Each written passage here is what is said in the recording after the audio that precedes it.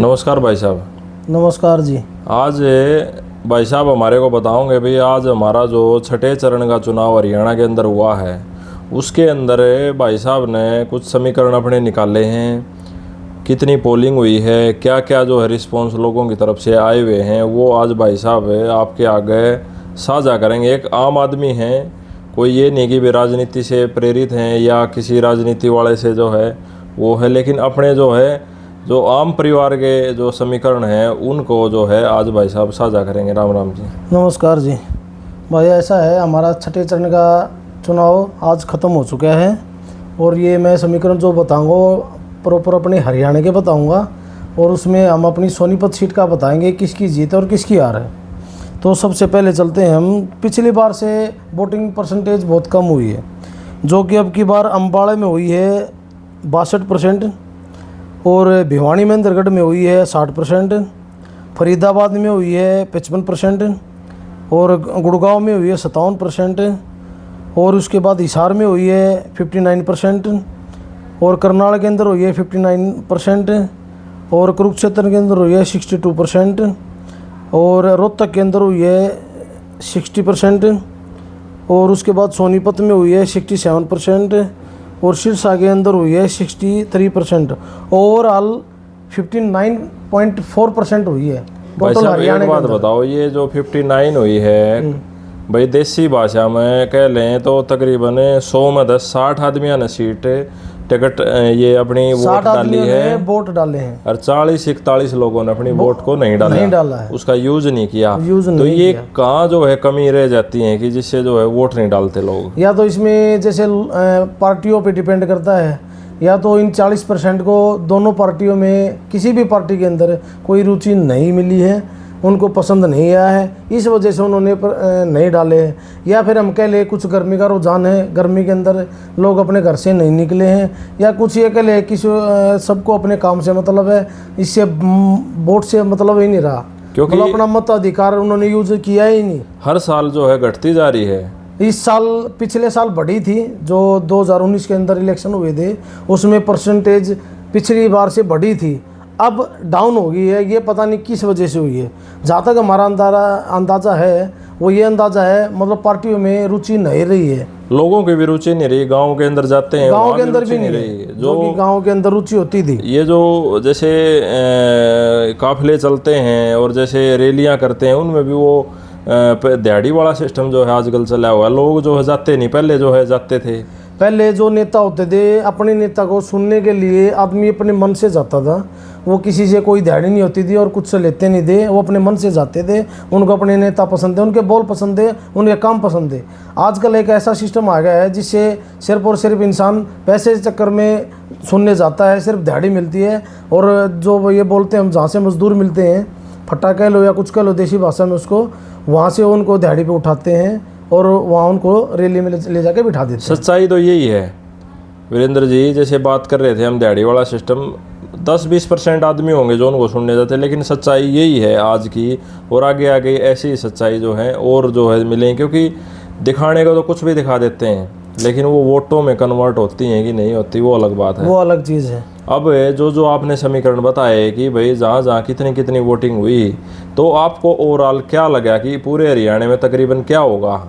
मैं पूरे हरियाणा में जहाँ तक उम्मीद है, दोनों पार्टियों में कांग्रेस और बीजेपी में ही इलेक्शन का रुझान है, उन्हीं में टक्कर है आपस में, दोनों में। जहाँ तक हमारा अंदाज़ा है उधर भी सीट हो सकती है और उधर भी हो सकती है।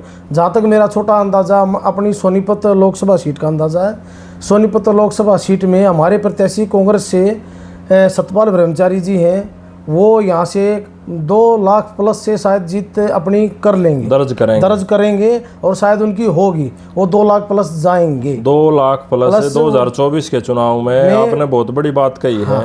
ये वो जीतेंगे जी। जो हमारा एक आदमियों से, जो साधारण आदमी है गांव में, उसमें जाते हैं, बात होती है, उससे ये अंदाज़ा हुआ है, जो मेरा खुद का अंदाज़ा है, इसमें कोई राजनीति से नहीं है, कोई ये नहीं है, तो उसमें मेरा ये अंदाज़ा है कहीं ना कहीं वो 2 लाख प्लस वोटों से वो जीत अपनी दर्ज करेंगे। और बात करें रोहतक की, क्योंकि वो भी आजकल जो वोट सीट बनी हुई है दीपेंद्र हुड्डा जी की, तो वहाँ से आपको क्या? रोहतक को जहाँ तक मेरे अंदाज़ा ये है, वहाँ पे मुकाबला टफ है, दोनों का, बीजेपी का भी और कांग्रेस का भी।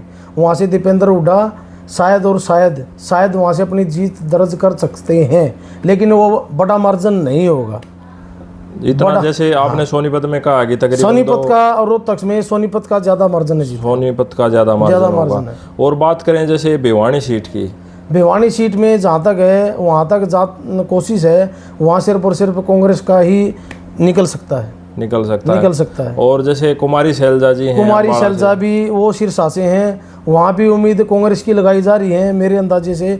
वहाँ भी शायद कुमारी शैलजा अपनी जीत खाता खोल सकती है इस और फरीदाबाद के भी समीकरण आपके पास, फरीदाबाद के अंदर भी शायद अब की बार कांग्रेस का खाता खुल सकता है, क्योंकि बहुत अच्छी जो है वहाँ पोलिंग हुई अच्छी, और लोगों में जो रुझान था वो कांग्रेस का ही था। वो वहाँ पे जो बीजेपी का कार्यकाल था उससे थोड़ा आदमी, जहाँ तक जो भी बीजेपी के कैंडिडेट हैं वो बीजेपी ने वही कैंडिडेट रिपीट किए हैं, और उसके साथ में जो कांग्रेस के कैंडिडेट थे उन्हीं को टिकट दी है उन्होंने। कोई बीजेपी ने जो दावे करती है बीजेपी, अगर हम मतलब एक धरातल सी पार्टी है, लोकल आदमी को टिकट देते हैं, बीजेपी ने हरियाणा के अंदर वो रिपीट नहीं किया है। जो उनकी हार का कारण यही है, उन्होंने करनाल सीट से देख लो आप, वहाँ पे पूर्व सीएम रहे हुए 2 बार के मनोहर लाल खट्टर जी को ही वहाँ से सीएम पद से इस्तीफा दिलाया है, करनाल सीट से उसी को दोबारा रिपीट किया है, जो कि उनके लिए गलत साबित हो सकता है। क्योंकि वहाँ से पहले जो है वो वहाँ पे हमारे भाटिया जी थे जो एमपी बन चुके थे लोकसभा सीट से, करनाल से, उन्होंने अपनी सबसे बड़ी जीत दर्ज की थी। उनकी करीबन 10 लाख वोट आई थी और वो 6.5 लाख वोट प्लस जीत अपनी की थी वहाँ पे। इतने बड़े कैंडिडेट को जो हरियाणा में सबसे ज़्यादा वोटों से जीता है, और शायद इंडिया में भी सबसे ज़्यादा उनकी वोट थी, लेकिन ऐसे आदमी की टिकट काटना वो बीजेपी के लिए एक हानिकारक हो सकता है, घातक साबित हो सकता है। बिल्कुल होगा। इतनी बड़ी जीत वाले कैंडिडेट की सीट नहीं कटनी चाहिए। ये बीजेपी ने उनके साथ, भाटिया जी के साथ बड़ा धोखा किया है। क्योंकि अगर कोई आदमी अपने हल्के में अपने उसमें काम करेगा तभी तो वोट देंगे लोग। बस अगर उसको भी काट रहे हैं वहाँ से, तो वो एक अच्छी बात तो है नहीं। तो यही जहाँ तक हमारा खुद का सोचना है वो ये है, अगर सिर्फ और सिर्फ मोदी जी को एक खट्टर ही प्यारे लगते हैं, वो सिर्फ और सिर्फ उनको ही बचाने में भाग रहे हैं और उनको कोई पसंद नहीं है। क्योंकि रैलियां भी जो हैं तकरीबन एक गोवाना में करी गई, वो भी करनाल की वहाँ से की गई है। तो और एक अमित शाह जी वो भी करनाल में आए हैं, अपने जेपी नड्डा जी भी वो भी करनाल के अंदर आए हैं, मोदी जी भी गोवाना में रैली करी है, वो भी हमारे करनाल और सोनीपत नज़दीक लगते हैं, और अपने राजनाथ जी भी वो भी वहीं आए हैं। तो ये आके इसका मतलब ये थोड़ी ना है कि आप मतलब खट्टर के ही पीछे हो, सिर्फ आप खट्टर को ही चाहते हो हरियाणा के अंदर, बस वही रहें और कोई कैंडिडेट नहीं है उनका। ये सारी जितनी बीजेपी की रैलियाँ हैं, सभी जो हाई कमांड के नेता हैं वो सभी करनाल के अंदर आए हैं। क्या उनको खट्टर ही प्यारे लगते हैं? हरियाणा में और सीटें नहीं है, और इन्होंने वही रिपीट किए हैं। फरीदाबाद से हमारे क्या नाम है, बताना चाह रहा था। हाँ, जैसे कि आप क्या बता रहे थे? मैं ये बता रहा था, जैसे इन्होंने यहाँ से देख लो आप, सिरसा से बीजेपी ने कांग्रेस के प्रत्याशी थे, जो कांग्रेस छोड़ी उन्होंने, फिर वो टीएमसी में गए, फिर उसके बाद वो आम आदमी पार्टी में गए, आम आदमी पार्टी के बाद उन्होंने बीजेपी ज्वाइन की, बीजेपी ने उनको टिकट दिया है, तो वो भी उनके लिए एक गलत चीज़ हुई है।